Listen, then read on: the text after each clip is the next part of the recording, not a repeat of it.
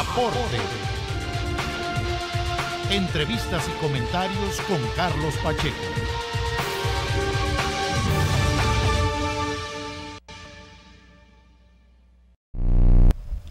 ¿Qué tal? Bienvenidos a su programa Aporte.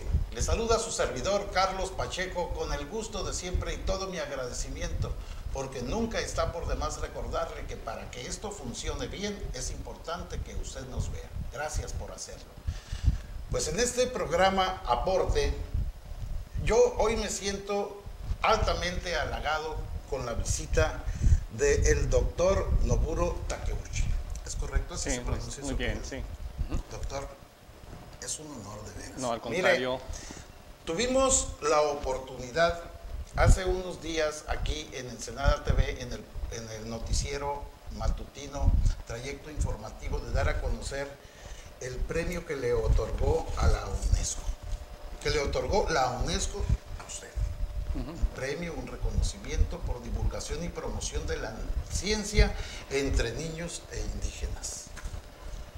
Esto, cuando yo di la noticia y dije, es un científico, es un doctor que está aquí en Ensenada, en la UNAM, ¿aquí vive? Sí, yo trabajo en el Centro de Nanociencias y Nanotecnología de la Universidad Nacional Autónoma de México, Campus Ensenada. Aquí trabajamos haciendo investigación en nanociencia y nanotecnología. Pero independientemente de la investigación que usted hace, hay algo que se llama divulgación y yo creo que nadie lo hace como usted. Miren, si me permite, voy a explicar gráficamente a nuestros televidentes. Estos son dos libros, escritos en lenguas autóctonas. ¿En qué lengua es? Este está escrito en lengua mije, es sobre nanotecnología. Este libro también está en lengua mije y es sobre energías limpias. Y hay otros acá que son bilingües. Este es números mayas de ayer y de hoy, y esto está en castellano. Y en maya de Yucatán. Y en maya de Yucatán. Sí, ahí queremos hablar un poquito sobre la ciencia de los antiguos mayas. Tenían un sistema numérico de base 20, conocían el cero, que es algo muy importante.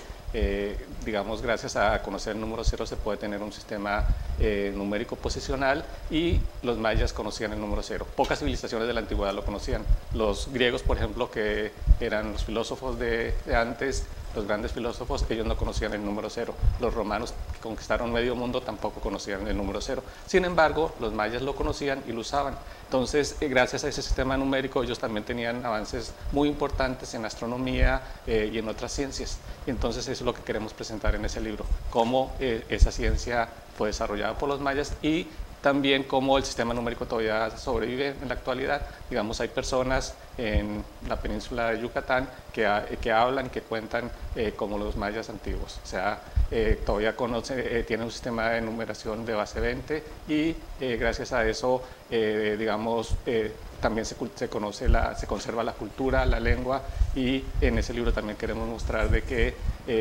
exactamente eso, de que la civilización maya no desapareció con la llegada de los españoles, todavía existen los mayas y tienen una civilización muy vibrante en los estados de la península de Yucatán y Chiapas también.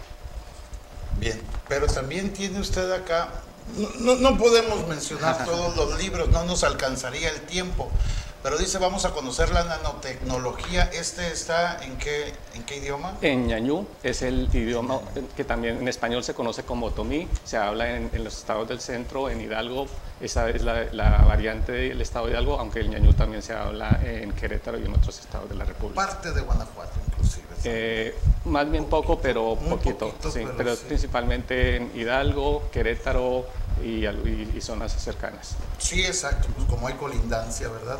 Así. Bueno, y vienen con su DVD incluido. Es un CD. Sí, lo que pasa es que los libros están traducidos a la lengua originaria, en este caso ñañú. Sin embargo, hay muchas personas que hablan la lengua, pero no la leen, no la escriben. Entonces la idea es de que para poder llegar a esas personas, tenemos el CD, donde está el audio del libro, y las personas que quieran aprender sobre nanotecnología en ñañú lo pueden escuchar. Doctor, perdóneme la pregunta. ¿Cómo está acostumbrado a que le hablan? ¿Cómo prefiere que se refieran a usted? ¿Como Noboru? ¿Como Takeuchi? Noboru. Todo el mundo me dice Noboru. Mis colegas me dicen Noboru. Sí. Noboru. Sí. Espero que no tenga inconveniente y espero no ser muy igualado por hablar. No, al contrario. Muy bien, doctor. No, pero hay muchos libros, mire, estos ya son bilingües, ya están en castellano y en otro, Energías Limpias. Ese está en español, Energías Limpias, está en español, es un libro escrito con varios colegas precisamente del Centro de Nanociencias, donde queremos hablar sobre el problema energético, ¿no? Sabemos que nosotros usamos el petróleo, es digamos, un combustible fósil, se está acabando, o sea, no es que quede mucho en la tierra, y además para usarlo tenemos que quemarlo, y al quemarlo entonces estamos contribuyendo al efecto invernadero, el calentamiento global, y entonces hay que buscar fuentes alternativas de energía. Entonces ese libro trata sobre eso, sobre las posibles formas de la energía y cómo podemos tratar de evitar los combustibles fósiles para cuidar nuestro planeta.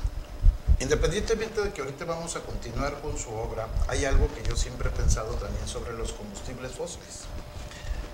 Perdone mi ignorancia, pero pues sabemos que el centro de la Tierra está hirviendo permanentemente, ¿no? Está en una ebullición permanente, no es una masa sólida que esté ahí fija, sino que está en movimiento permanente, en ebullición. Entonces digo, bueno, aparte de eso, que es lo que luego provoca temblores, sismos y una serie de detalles, digo, y todo eso que le sacamos a la Tierra deja huecos. Y se tiene que ir acomodando la Tierra, ¿no? ¿Es correcto?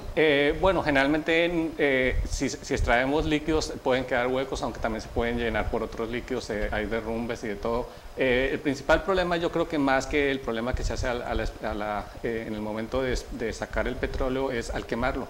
Al quemarlo se producen los gases, el dióxido de carbono, que aunque no es un gas venenoso, por lo menos contribuye al efecto invernadero, o sea que ese gas cubre la Tierra y no deja que el calor se escape. Y entonces la Tierra se está calentando más de lo que debería. Hay lugares como en donde antes habían nieves o nieves perpetuas, ya no las hay.